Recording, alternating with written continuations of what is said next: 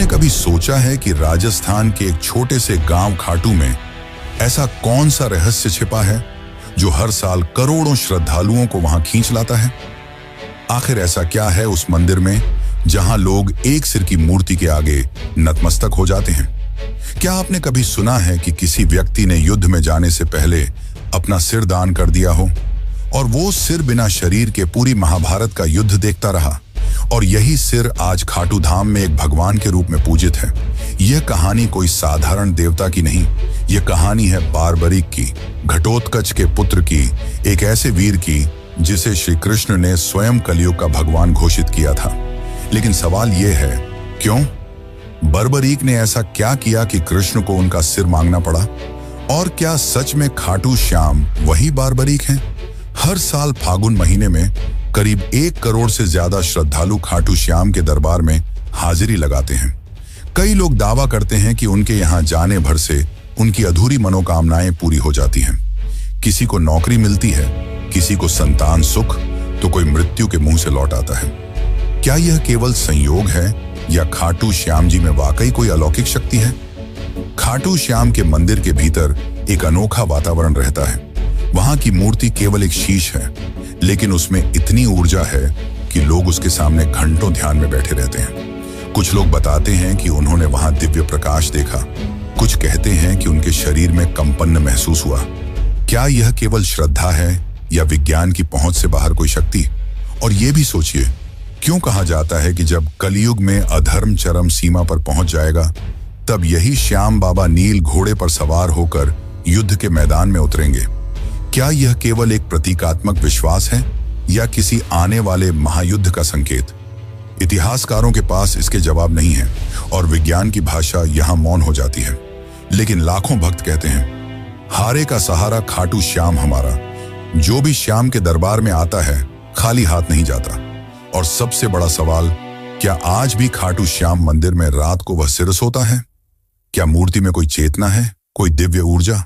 इन सारे सवालों के जवाब आपको इस डॉक्यूमेंट्री में मिलेंगे। हम जाएंगे उस भूमि पर जहां कृष्ण ने बारबरीक की परीक्षा ली थी, उस इतिहास में जहां युद्ध से पहले एक सबसे बड़ा बलिदान हुआ था, और उस मंदिर तक जहां हर धड़कन श्याम नाम का जाप करती है। तैयार हो जाइए एक ऐसी यात्रा पर जहां आस्था, इतिहास, विज्ञान और रहस्य सब एक साथ मिलते हैं, खाटू श्याम के दिव्य और रहस्यमयी संसार में। लेकिन उससे पहले अगर चैनल पर नए हैं तो वीडियो को लाइक करके चैनल को सब्सक्राइब जरूर कर लें। ये आपके लिए तो फ्री है, पर इससे हमारी काफी मदद हो जाती है। साल 2019 की बात है।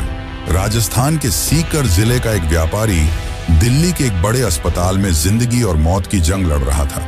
डॉक्टरों ने जवाब दे दिया था, अब बस चमत्कार ही बचा सकता है। घर वाले टूट चुके थे, लेकिन तभी उस व्यापारी की पत्नी ने एक फैसला लिया। वो सीधा खाटू श्याम जी के दरबार पहुंची। आंखों में आंसू, हाथ में नारियल और दिल में एक ही संकल्प, हे श्याम बाबा, अगर मेरे पति को जीवन दान मिला तो मैं हर साल आपके दरबार में सेवा करूंगी। कहते हैं अगले ही दिन उस व्यक्ति की हालत में चमत्कारी सुधार हुआ। डॉक्टर तक हैरान थे, लेकिन यह सिर्फ एक कहानी नहीं है। ऐसे हजारों किस्से खाटू धाम से जुड़े हैं, जहां विज्ञान की सीमाएं खत्म हो जाती हैं और आस्था शुरू होती है। राजस्थान की तपती रेत पर जब सूर्य की किरणें पड़ती हैं तो लगता है मानो इतिहास की कोई सुनहरी परत जाग उठी हो। इस पावन भूमि की हर सांस में कोई ना कोई गाथा बसी हुई है। इन्हीं गाथाओं में एक है खाटू श्याम की। सीकर जिले में बसे इस मंदिर को लेकर केवल श्रद्धा ही नहीं, रहस्य भी जुड़ा है। कहते हैं यह मंदिर केवल एक पूजा स्थल नहीं, बल्कि एक ऐसी जीवित गाथा है जो आपको महाभारत काल से जोड़ती है। एक ऐसे योद्धा से मिलवाती है जो युद्ध में लड़ने नहीं, सिर कटाने आया था। एक ऐसा वीर जिसने श्री कृष्ण की एक परीक्षा के लिए अपना शीश तक समर्पित कर दिया, वो भी हंसते हुए। क्या आपने कभी सुना है कि किसी का कटा हुआ सिर युद्ध भूमि देखता रहा और फिर वर्षों बाद वही सिर कलयुग में भगवान बन गया? यह वही स्थान है जहां सिर की पूजा होती है, शरीर की नहीं। जहां मंदिर के गर्भगृह में कोई सामान्य मूर्ति नहीं, बल्कि एक ऐसा सिर विराजमान है जिसे वर्षों तक जमीन के नीचे दबा रखा गया था। क्या वाकई वह कुंड जहां से यह मूर्ति निकली आज भी दिव्य ऊर्जा से भरा हुआ है। और यह कैसे संभव है कि उस कुंड में जल का स्रोत किसी को नहीं मालूम, फिर भी वह कभी सूखता नहीं। मंदिर के भीतर कुछ विशेष परंपराएं निभाई जाती हैं, जैसे निशान चढ़ाना। लेकिन क्या आपने कभी सोचा है कि ये निशान केवल एक प्रतीक हैं, या फिर इनसे जुड़ी कोई ऊर्जा वाकई काम करती है? हजारों लोग दावा करते हैं कि उन्होंने खाटू श्याम से कुछ मांगा, निशान चढ़ाया और फिर वो चमत्कार हुआ जिसे वो खुद भी नहीं समझ सके। क्या ये केवल संयोग था या किसी अदृश्य शक्ति की कृपा? इतना ही नहीं, मंदिर से कुछ दूरी पर स्थित है एक प्राचीन शिवलिंग, जिसे औरंगजेब ने तोड़ने की कोशिश की थी। लेकिन कहते हैं जैसे ही उसके सैनिकों ने उस पर वार किया, कुछ ऐसा घटा कि पूरा लश्कर डर के मारे पीछे हट गया। आज भी वह टूटा हुआ शिवलिंग एक चेतावनी बनकर खड़ा है। पर यह कैसा भय था जो एक क्रूर शासक को भी पीछे हटा गया? मंदिर में आने वाले लोग बताते हैं कि वहां पहुंचते ही कुछ महसूस होता है। किसी को स्वप्न में दर्शन होते हैं, किसी को जीवन की सबसे बड़ी समस्या का समाधान मिलता है। और इनमें एक बात समान है, एक अदृश्य उपस्थिति, एक रहस्यमयी शक्ति जो शब्दों से परे है। क्या यह श्रद्धा की शक्ति है या उस स्थान से जुड़ी कोई प्राचीन चेतना? और शायद सबसे चौंकाने वाली बात यह है कि खाटू श्याम मंदिर के भक्त सिर्फ भारत तक सीमित नहीं, इंग्लैंड, अमेरिका, ऑस्ट्रेलिया जैसे देशों से भी लोग यहाँ निशान यात्रा करने आते हैं। यह श्रद्धा किसी भाषा, किसी जाति, किसी धर्म की मोहताज नहीं, बस एक भावना चाहिए, भक्ति। और इस भक्ति में ही छिपे हैं वो प्रश्न जो सदियों से लोगों के मन को कुरेदते आए हैं। क्या खाटू श्याम ही कलियुग के विष्णु अवतार हैं? क्या वो सच में नील घोड़े पर सवार होकर अंतिम युद्ध में उतरेंगे? क्या वो प्रतिमा सच में चेतन है? क्या श्याम बाबा आज भी भक्तों से संवाद करते हैं? क्या उनकी प्रतिमा रात में विश्राम करती है जैसे कोई जीवित सत्ता? इन सभी सवालों के जवाब आपको इस डॉक्यूमेंट्री में मिलने वाले हैं।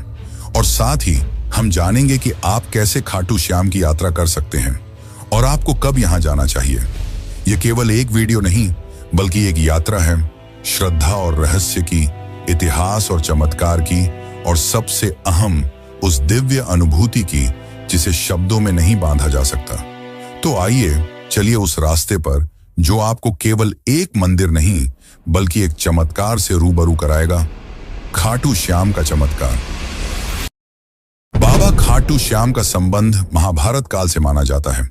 वे घटोत्कच के पुत्र थे। कथा की शुरुआत होती है उस अंधकारमय दौर से जब कौरवों और पांडवों के बीच तनातनी अपने चरम पर थी। हस्तिनापुर का राजमहल राजनीति, द्वेष और षड्यंत्रों का केंद्र बन चुका था।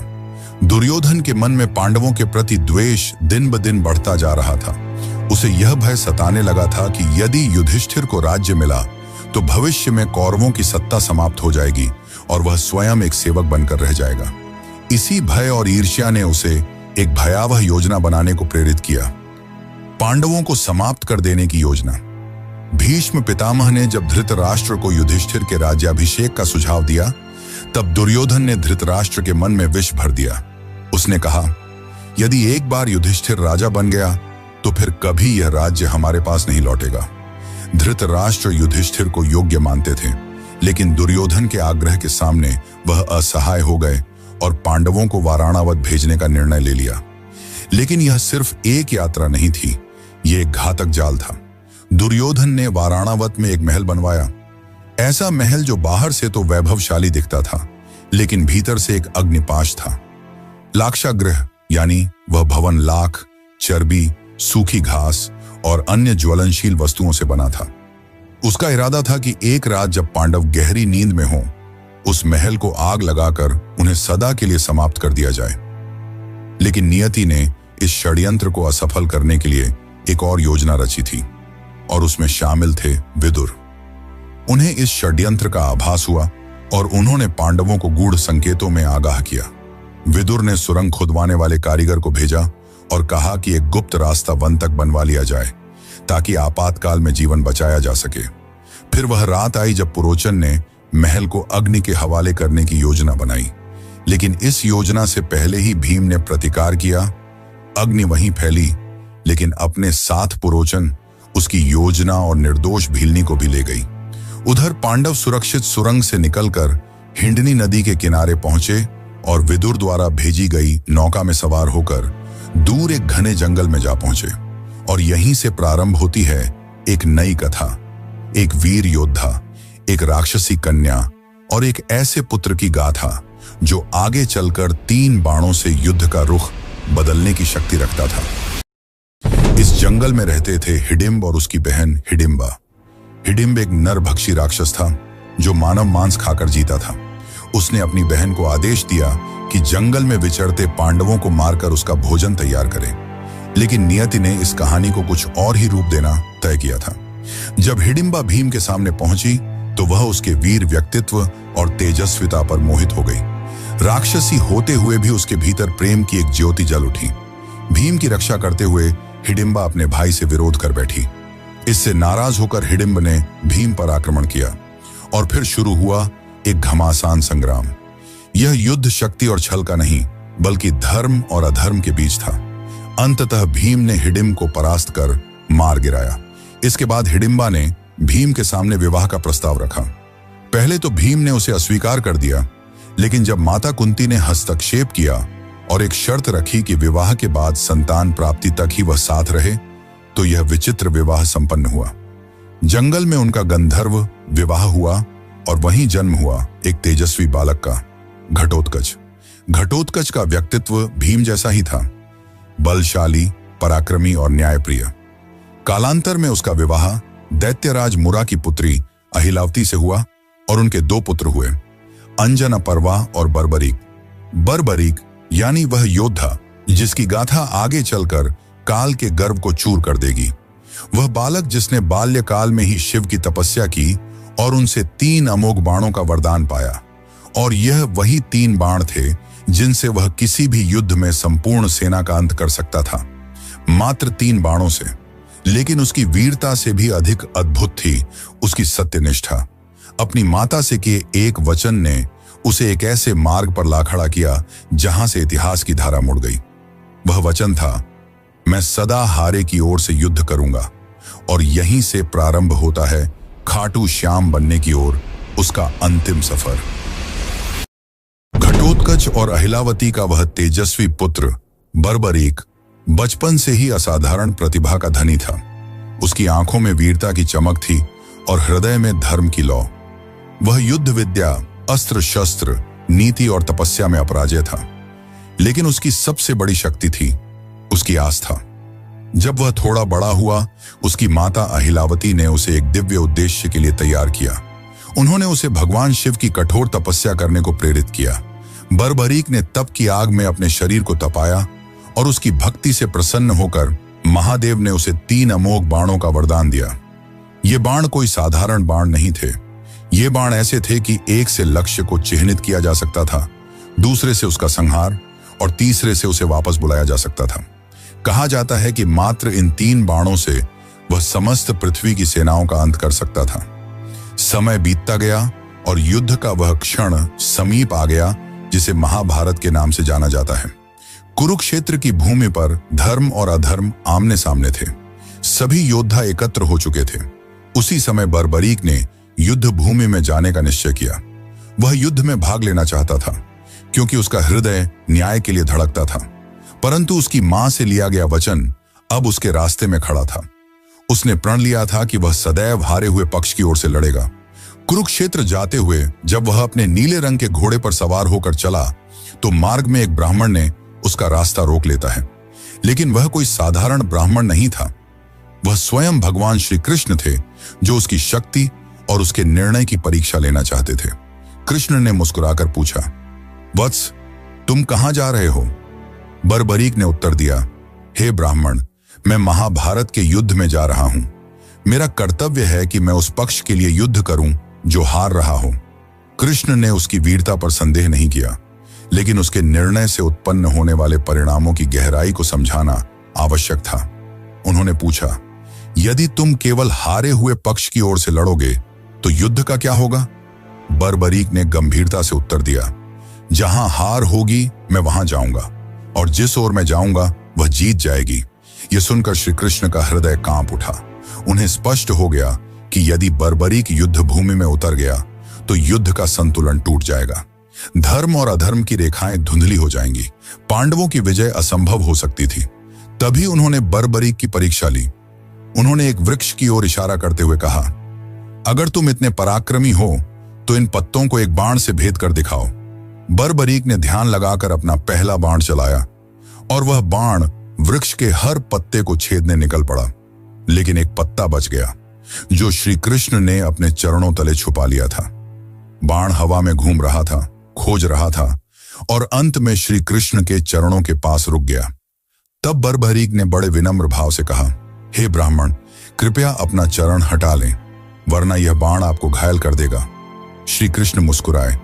उन्हें उस क्षण वह विराट पुरुष दिखाई दिया जिसमें वीरता और विनम्रता दोनों का अद्भुत मेल था।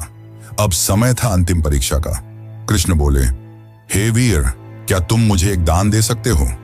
बर्बरीक ने बिना झिझक कहा, हे ब्राह्मण, जो भी मांगेंगे मैं अर्पित करूंगा। तब श्री कृष्ण ने कहा, मैं तुमसे तुम्हारा शीश मांगता हूं। क्षण भर को सन्नाटा छा गया, लेकिन न तो बर्बरीक भयभीत हुआ न विचलित। उसने बस एक आग्रह किया, हे ब्राह्मण, आप अपने असली रूप में प्रकट हों, क्योंकि ऐसा दान कोई सामान्य व्यक्ति नहीं मांग सकता। तभी श्री कृष्ण ने अपना विराट स्वरूप प्रकट किया। चतुर्भुज, पीतांबरधारी, सुदर्शनधारी, चंद्रवदन श्रीहरि के रूप में। बर्बरीक ने हाथ जोड़ ली। उसे अब स्पष्ट हो गया कि यह कोई साधारण युद्ध नहीं, बल्कि धर्म और अधर्म की अंतिम परीक्षा है। तब श्री कृष्ण ने कहा, हे वीर, तुम्हारा बल, तुम्हारा त्याग और तुम्हारी भक्ति इस युग को दिशा देंगे। मैं चाहता हूं कि तुम युद्ध भूमि में दर्शक बनो। मैं तुम्हारे शीश को अमृत से स्नान कराऊंगा। तुम पूरे युद्ध को देखोगे और न्याय के आधार पर निर्णय दोगे। और सुनो, कल युग में जब धर्म क्षीण होगा, तब लोग तुम्हें हारे का सहारा कहकर याद करेंगे।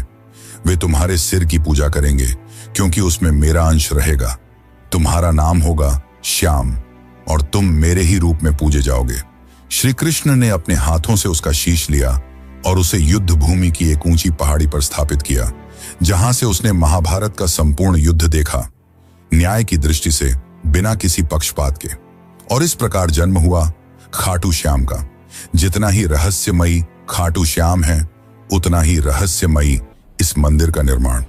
तो चलिए अब जानते हैं मंदिर के निर्माण की असली कहानी। खाटू श्याम मंदिर का इतिहास उतना ही गूढ़ है जितनी इसकी महिमा। जब जब कालखंड चुप रहता है, तब तब कोई स्थल, कोई घटना, कोई संकेत स्वयं बोल उठता है। और खाटू श्याम धाम का निर्माण भी एक ऐसी ही पुकार से आरंभ होता है। यह केवल ईंट और पत्थरों की रचना नहीं थी, बल्कि यह उस अलौकिक चेतना की पुनः अभिव्यक्ति थी जो कलयुग में मानवता का अंतिम सहारा बनकर अवतरित हुई। इस पावन मंदिर की नींव उस क्षण पड़ी जब राजस्थान की तपती धरती पर एक असामान्य घटना घटी। कहते हैं यह कोई मंदिर स्थल नहीं था, न ही कोई पवित्र तीर्थ, बल्कि सीकर जिले का एक साधारण सा गांव खाटू। पर एक दिन जैसे स्वयं भगवान ने उस भूमि को पुकारा हो, एक गाय चढ़ते चढ़ते एक विशेष स्थान पर पहुंची और बिना किसी कारण उसके थन्नों से दूध बहने लगा। यह घटना कोई संयोग नहीं थी, यह प्रकृति की चेतावनी थी कि उस धरती के गर्भ में कोई अलौकिक सत्य छुपा है। जैसे जैसे यह बात गांव में फैली, जिज्ञासा बढ़ती गई। ग्रामीणों ने मिलकर उस स्थान की खुदाई करने का निर्णय लिया और जब मिट्टी की परतें हटती चली गईं, तब वहां से निकला एक दिव्य सिर, एक चमत्कारी मुखाकृति जो देखने में साधारण नहीं बल्कि पूर्ण रूप से तेजस्वी और अलौकिक प्रतीत होती थी। उस सिर के साथ कोई आवाज नहीं थी, कोई शब्द नहीं थे, लेकिन फिर भी मानो उसने सबको पुकारा, एक मौन संवाद की तरह। ग्रामीणों ने उस सिर को एक सम्मानित ब्राह्मण को सौंप दिया। उन्होंने उसे अपने घर ले जाकर श्रद्धा से पूजन करना प्रारंभ किया, बिना यह जाने कि आगे क्या करना है। कई दिन बीते। पूरा गांव प्रतीक्षा में था कि अब इस दिव्यता का मार्गदर्शन कौन करेगा। तभी उस रात्रि को खाटू के तत्कालीन शासक राजा रूप सिंह चौहान को एक दिव्य स्वप्न आया, जिसमें स्वयं श्याम बाबा ने आदेश दिया कि मेरे इस स्वरूप के लिए एक मंदिर का निर्माण करो। अब मैं इस स्थान पर वास करना चाहता हूं। समय आ गया है। राजा की आंख खुली और उनके अंदर किसी और ही ऊर्जा का संचार हो चुका था। सुबह होते ही उन्होंने अपने शिल्पियों और पुरोहितों को बुलाया और उस स्थान पर एक भव्य मंदिर के निर्माण का आदेश दिया। इतिहासकार मानते हैं कि यह वर्ष 1027 ईस्वी का काल था, जब फाल्गुन शुक्ल एकादशी के पावन दिन, ठीक उसी दिन जब बाद में खाटू श्याम का विशाल मेला लगने लगा, उस दिव्य मस्तक की प्रतिष्ठा विधिवत की गई।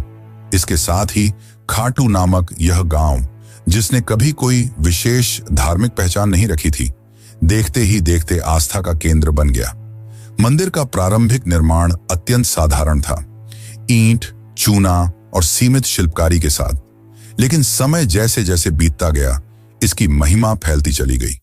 लोगों ने चमत्कार अनुभव किए, बीमारियां ठीक हुईं, बंजर को संतान मिली, भटके हुए रास्ता पा गए, और इन चमत्कारों की साक्षी बनती रही वो मूर्ति जो आज भी उसी गर्भगृह में विराजती है।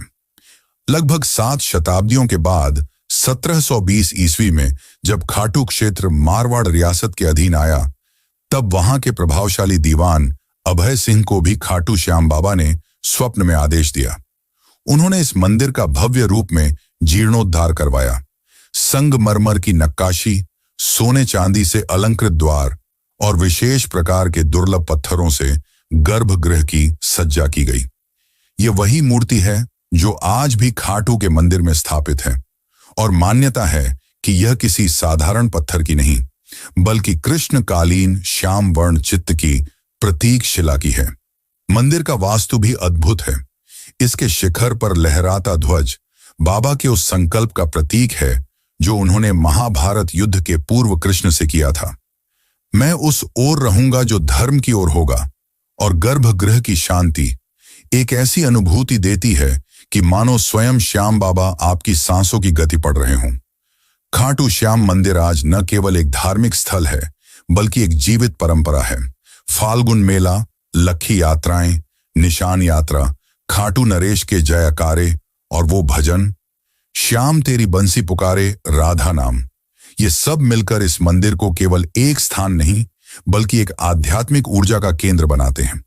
कई विद्वान मानते हैं कि यह मंदिर इतिहास और अध्यात्म के बीच का एक जीवन संगम है।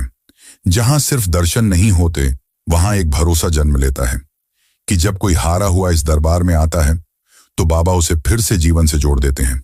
तो जब अगली बार आप खाटू श्याम के दर्शन करें, तो सिर झुकाएं, केवल एक मन्नत के लिए नहीं, बल्कि उस त्याग के लिए जिसने युद्ध छोड़कर सेवा चुनी, और उस धरोहर के लिए जिसने कलयुग में भी भक्तों को विश्वास से जोड़े रखा। खाटू धाम में जहां एक ओर बाबा श्याम का भव्य मंदिर भक्तों की श्रद्धा का केंद्र बना हुआ है, वहीं इस स्थान का सबसे रहस्यमयी और चमत्कारिक स्थल है श्याम कुंड। यह कोई साधारण जलाशय नहीं, बल्कि एक ऐसी पवित्र सरिता है जिसे स्वयं बाबा श्याम के शीश से जुड़ा हुआ माना जाता है। मान्यता है कि जब उस दिव्य मस्तक को धरती की गर्त से निकाला गया था, ठीक उसी स्थान पर यह कुंड प्रकट हुआ, और तभी से यह कुंड केवल जल का स्रोत नहीं रहा, यह बना भक्तों की आत्मा को शुद्ध करने वाला एक अलौकिक स्नान तीर्थ। कहते हैं इस कुंड में डुबकी लगाने मात्र से जीवन भर के पाप मिट जाते हैं। श्रद्धालु जब यहाँ आते हैं तो आंखों में आंसू, हाथ जोड़कर सीने में उम्मीद और आत्मा में पश्चाताप लेकर श्याम कुंड की ओर बढ़ते हैं। हर डुबकी, हर प्रार्थना एक कहानी होती है, किसी की टूटी उम्मीद जुड़ने की, किसी की बिगड़ी तकदीर सुधरने की। कुंड का जल सदा शांत, ठंडा और निर्मल रहता है, मानो खुद बाबा श्याम उसमें समाये हों। इस कुंड को लेकर एक और बात इसे पूरी तरह रहस्य से भर देती है। आज तक कोई यह निश्चित नहीं कर पाया कि इसका जल आता कहां से है। वैज्ञानिक दृष्टिकोण से जब भी इसे परखा गया, इसकी कोई स्पष्ट जलधारा न तो ऊपर से आती दिखी, न नीचे से कोई स्रोत मिला, पर फिर भी कुंड हमेशा लबालब रहता है, और इसीलिए लोग कहते हैं कि इसका जल पाताल लोक से आता है। ये बात सुनने में कल्पना जैसी लगती है, लेकिन जब आप वहां खड़े होकर चारों ओर देखेंगे और महसूस करेंगे कि कोई स्रोत न होते हुए भी जल लगातार बना रहता है, तब एक अलौकिक सिहरन आपके भीतर दौड़ जाती है। यह कुंड अपने आप में एक मौन चमत्कार है, जो सिर्फ आंखों से नहीं, हृदय से महसूस किया जा सकता है। श्याम कुंड से कुछ ही दूरी पर स्थित है दो और पवित्र स्थल, गौरी शंकर मंदिर और गोपीनाथ मंदिर। इनमें से गौरी शंकर मंदिर के साथ जुड़ी एक कथा दिल को झकझोर कर रख देती है। यह घटना तब की है जब मुगल सम्राट औरंगजेब की सेना ने इस पावन स्थल को निशाना बनाया था। धार्मिक स्थलों को नष्ट करना उसकी नीति थी और खाटू भी उसकी लिस्ट में आ गया था। उसकी सेना जब इस मंदिर को गिराने पहुंची तो सबसे पहले शिवलिंग पर भालों से प्रहार किया गया, परंतु उस क्षण कुछ ऐसा घटित हुआ जिसे देखकर सैनिकों की रूह कांप उठी। जैसे ही भाले शिवलिंग से टकराए, वहां से रक्त की धार फूट पड़ी। यह कोई कल्पना नहीं थी। वहां उपस्थित सैकड़ों लोगों ने स्वयं अपनी आंखों से वह दृश्य देखा। यह मानो शिवजी का प्रत्यक्ष आक्रोश था जो उन्हें अपनी रक्षा के लिए जगाना पड़ा। सैनिक घबरा गए, उनके हाथ कांपने लगे और वे डर के मारे वहीं से भाग खड़े हुए। और आज भी सैकड़ों साल बीत जाने के बाद भी उस शिवलिंग पर भाले के निशान स्पष्ट रूप से देखे जा सकते हैं। वो घाव जो उस दिन धर्म की रक्षा में स्वयं भगवान ने झेले थे। इस घटना के बाद किसी भी आक्रमणकारी की हिम्मत नहीं हुई कि वह इस धाम की ओर आंख उठाकर भी देखें। राजस्थान की राजधानी जयपुर से लगभग 80 किलोमीटर दूर स्थित यह खाटू धाम आज भले ही भक्तों का तीर्थ है, पर हर ईंट, हर दीवार, हर मोड़ किसी चमत्कार, किसी त्याग और किसी पुकार की कहानी कहती है। यहां केवल यात्रा नहीं होती, यहां होता है एक आध्यात्मिक विसर्जन, जहां लोग अपने भूतकाल, अपने कर्म, अपने दुखों को छोड़कर वापस एक नए जीवन के साथ लौटते हैं। इस धाम तक पहुंचने के लिए अक्सर रिंग्स के मार्ग की सिफारिश की जाती है और यह रास्ता भी प्रतीक बन जाता है उस भावनात्मक यात्रा का। तो चलिए अब मैं आपको लेकर चलता हूं एक ऐसी यात्रा पर जो सिर्फ पैरों से नहीं बल्कि दिल से पूरी की जाती है। यह यात्रा है खाटू श्याम जी के दरबार की, जो आपको भीतर तक छू जाती है। मान लीजिए कि आप तय कर चुके हैं, इस बार बाबा श्याम के दर्शन जरूर करने हैं। आप सुबह सुबह अपने घर से निकलते हैं, दिल में एक अजीब सी हलचल लिए, जैसे कोई आपको खींच रहा हो। रास्ते भर हारे का सहारा बाबा श्याम हमारा की धुन जैसे हर सांस में गूंजती रहती है। आप जयपुर, दिल्ली, चंडीगढ़ या देश के किसी भी कोने से यात्रा शुरू करें, ज्यादातर लोग खाटू श्याम पहुंचने के लिए रींग स्टेशन का रुख करते हैं। यह स्टेशन खाटू धाम से लगभग 17 से 18 किलोमीटर की दूरी पर स्थित है। जैसे ही ट्रेन स्टेशन पर रुकती है, आप देखेंगे कि सैकड़ों लोग पहले से बाबा की जयकारों के साथ तैयार खड़े हैं। स्टेशन से बाहर निकलते ही आपको हर तरफ श्याम भक्त नजर आएंगे। कोई दंडी यात्रा कर रहा है, कोई निशान लेकर चल रहा है, कोई नंगे पांव, कोई माथे पर गुलाल लगाए, आंखों में आस्था लिए बाबा की ओर बढ़ता चला जा रहा है। अगर आप पैदल यात्रा करना चाहते हैं तो रींग से खाटू श्याम तक की ये लगभग 17 किलोमीटर की यात्रा आपके लिए एक तपस्या जैसी बन जाती है। रास्ते में भक्त भजन गाते हुए चलते हैं, श्याम तेरे भक्त दीवाने जैसे गीत हवा में गूंजते हैं। जगह जगह पर लंगर लगे होते हैं, जहां स्थानीय लोग और स्वयंसेवी संस्थाएं श्रद्धा से भोजन, पानी और विश्राम की व्यवस्था करते हैं। कोई आपको कंधा पकड़कर आगे बढ़ाता है, कोई पंखा झलता है और कोई आपके पैर दबा देता है। ये वो यात्रा है जहां अजनबी भी अपने से लगते हैं। अगर आप पैदल नहीं चल सकते या समय कम है तो ऑटो, टैक्सी, बसें भी आसानी से उपलब्ध हैं, जो आपको सीधे मंदिर के निकट ले जाती हैं। लेकिन जो मजा उस पैदल यात्रा में है वो शब्दों में नहीं बताया जा सकता। वो तो खुद चलकर ही महसूस किया जा सकता है। जैसे जैसे आप मंदिर के निकट पहुंचते हैं, हवा की खुशबू बदलने लगती है। गुलाल, चंदन, अगरबत्ती, फूलों की मिलीजुली महक मन को शांति देती है। मंदिर के बाहर आपको बड़ी संख्या में दुकानें मिलेंगी, जहां से आप प्रसाद, चुनरी, निशान, माला और बाबा के वस्त्र ले सकते हैं। कुछ श्रद्धालु यहां से बाबा के लिए विशेष भेंट लेकर जाते हैं। कतार में लगने से पहले आप अपने पैरों को श्याम कुंड के शीतल जल में धो सकते हैं। मान्यता है कि यहां स्नान करने से आत्मा तक शुद्ध हो जाती है। फिर आती है वो घड़ी जिसका इंतजार आपने न जाने कितने दिनों से किया होता है, दर्शन की घड़ी। कतारें लंबी हो सकती हैं, लेकिन बाबा का दरबार ऐसा है कि कोई थकता नहीं। मंदिर परिसर में भजन मंडली लगातार श्याम राग गा रही होती है। जैसे ही आप गर्भगृह में प्रवेश करते हैं और सामने बाबा श्याम की मूर्ति दिखती है, वो नीली श्याम रंग की आंखें, मोर पंख, श्रृंगार से सजे स्वरूप को देखकर ऐसा लगता है जैसे बाबा अभी बोल पड़ेंगे। उस पल में समय जैसे रुक जाता है, सांसें थम जाती हैं और आंखें नम हो जाती हैं। दर्शन के बाद आप वहीं मंदिर परिसर में बैठकर कुछ देर आंखें बंद कर लें तो लगेगा जैसे जीवन में जो उलझनें थीं वो हल हो गईं। बाबा की कृपा सिर पर महसूस होने लगती है। मंदिर के पास ही आपको भव्य हवन कुंड मिलेगा, जहां श्रद्धालु अपनी मनोकामनाओं की पूर्ति के लिए आहुति देते हैं। मंदिर के बाहर आपको प्याऊ, प्रसाद वितरण केंद्र और आराम के लिए साधु संतों की छांव में बैठने का भी अवसर मिलेगा। अब जब आप वापसी के लिए कदम बढ़ाते हैं तो मन भारी हो जाता है। लगता है काश थोड़ी देर और रुक सकते, पर बाबा का आशीर्वाद लेकर लौटना ही होता है। साथ में लेकर जाते हैं उस यात्रा की स्मृतियां, वो चांटिंग की गूंज, वो प्रसाद की मिठास, वो कुंड की ठंडक और बाबा के दर्शन की गर्माहट। ये यात्रा कोई सामान्य तीर्थ यात्रा नहीं, ये एक भावनात्मक पुनर्जन्म है। यहां आप कुछ छोड़कर नहीं जाते, आप कुछ लेकर नहीं जाते, आप खुद बदल कर लौटते हैं। और जब कोई आपसे पूछता है कि कैसा रहा खाटू श्याम जी का सफर, तो आप मुस्कुराकर कहते हैं, बाबा ने बुलाया था और सब कुछ बदल गया। तो दोस्तों, अगर आपको ये खाटू श्याम जी की रहस्यमयी और भावनाओं से भरी यात्रा पसंद आई हो, तो इस वीडियो को एक प्यारा सा लाइक जरूर दीजिए और कमेंट में जय श्री श्याम लिखकर अपने भाव प्रकट कीजिए।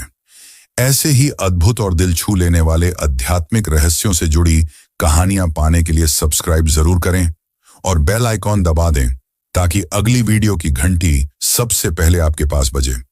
और क्या आपको पता है दुनिया के सबसे अमीर मंदिर के चौंकाने वाले रहस्यों के बारे में, जहां चुपचाप छिपा है एक ऐसा रहस्य जो सुनकर आप भी चौंक जाएंगे।